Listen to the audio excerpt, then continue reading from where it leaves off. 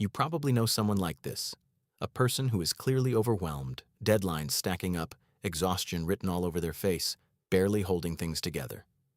Yet when you ask if they could use a hand, they simply smile and say, "I'm fine. I've got it under control." That person might actually be you. And if that's the case, you may have felt a subtle tightening in your chest just now. That particular feeling tends to appear when something brushes a little too close to a truth you've been quietly managing for years, because somewhere in your past, you absorbed the lesson that relying on others was risky. So let's unpack what's really happening here.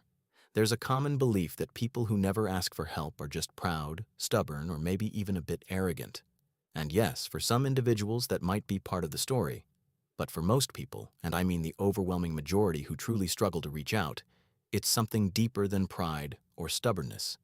It's more like a survival mechanism that once worked perfectly, but was never updated as life changed. Think back for a moment. At some stage in your life, likely when you were quite young, you did reach out. You let someone see that you were struggling. And what happened next? Maybe they brushed you off. Maybe they reacted with irritation. Or perhaps they simply weren't there, physically, emotionally, or otherwise. And your nervous system, which is incredibly skilled at detecting patterns, recorded that moment. It learned that needing people leads to disappointment, or even rejection. So you adjusted. If others couldn't support you, then you'd rely on yourself instead. You became the capable one, the problem solver, the person who figures things out alone, the one who doesn't make others uncomfortable by having needs. And the difficult truth is that this adaptation probably served you extremely well for a long time. What may surprise you, though, is that the inability to ask for help isn't just a behavioral habit anymore. It has become intertwined with how you see yourself. Researchers have examined this dynamic. In a 2008 study published in the Journal of Personality and Social Psychology, Flynn and Lake discovered that people consistently underestimate how willing others are to help them, by nearly 50% in some cases. We often walk around assuming that asking for help is far more burdensome to others than it actually is. But even knowing that statistic rarely makes it easier to ask, because the barrier here isn't informational, it's emotional.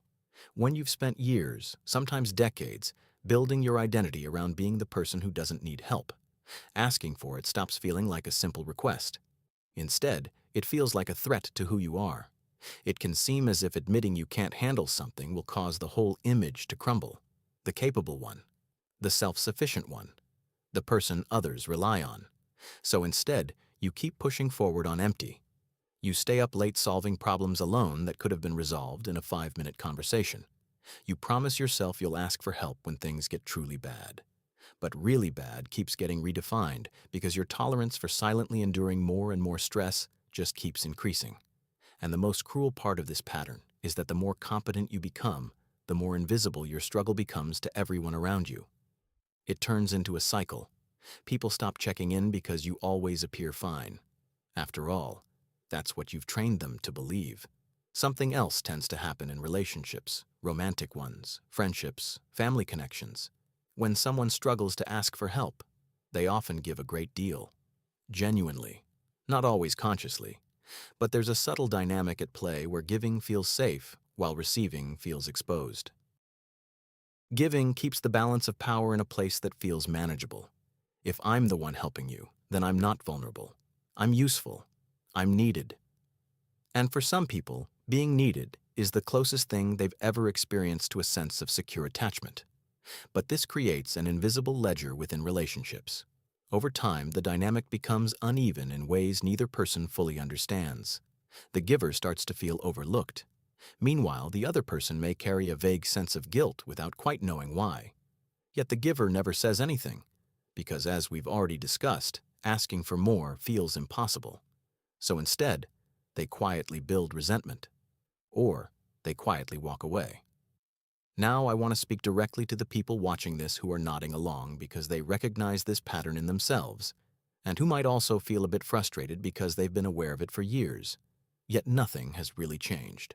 Understanding why you behave a certain way doesn't automatically transform it. That's simply how deep conditioning works. But insight is where change begins. John Bowlby, whose attachment theory became foundational for much of modern trauma psychology, spent years studying how early relational experiences shape what he called internal working models. These are essentially mental templates for how relationships function, what we expect from others, and most importantly, whether our needs deserve to be met. These models form early in life and continue operating quietly in the background, and they're remarkably resistant to simple logic, which means telling yourself it's irrational not to ask for help, even if that's true, is about as effective as telling someone who fears heights that falling is statistically unlikely. The rational mind understands, but the nervous system doesn't care. What actually begins to create change is something much slower and far less dramatic than most transformation narratives suggest. It's not one powerful breakthrough moment. It's a series of small experiences, asking for something minor and discovering that you survive it, noticing that the other person didn't withdraw, realizing that they didn't feel burdened, and perhaps most importantly, recognizing that you are still whole after someone has seen you as a person who needed something. There's also an element of grief involved, which may sound surprising at first.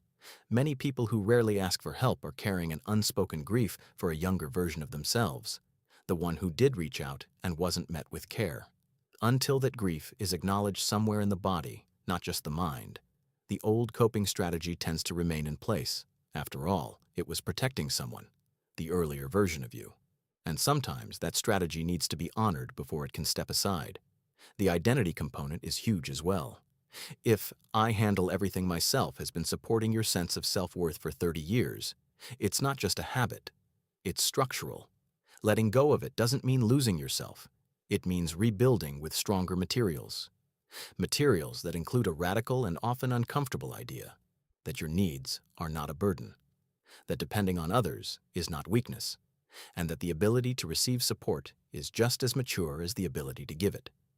Most of us were never taught that lesson, and it's hard to learn something that was never modeled for you.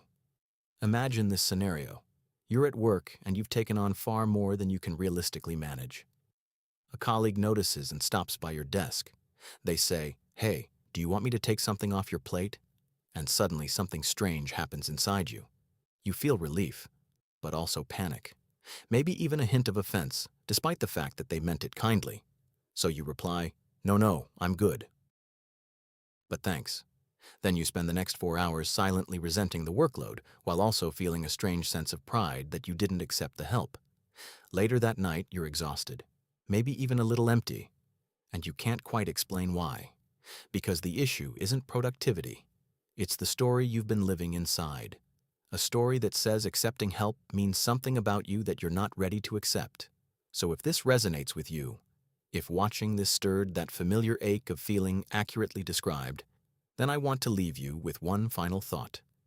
The strength you built by learning to handle everything on your own is real, and it helped you get this far. But it was always meant to be a bridge, not the final destination. You weren't designed to carry everything alone. No one is. The people in your life who would support you do exist. You've simply become so skilled at appearing self-sufficient that they don't realize you might need them. That isn't their failure. And it isn't yours either. But it might be the next thing worth working on. If you'd like to explore these ideas further, you might find my other Psychology Simplified videos on the screen helpful. Subscribe and turn on the notification bell if you haven't already. And if you want to support more deep dives into psychology like this one, consider hitting the join button. I truly appreciate it.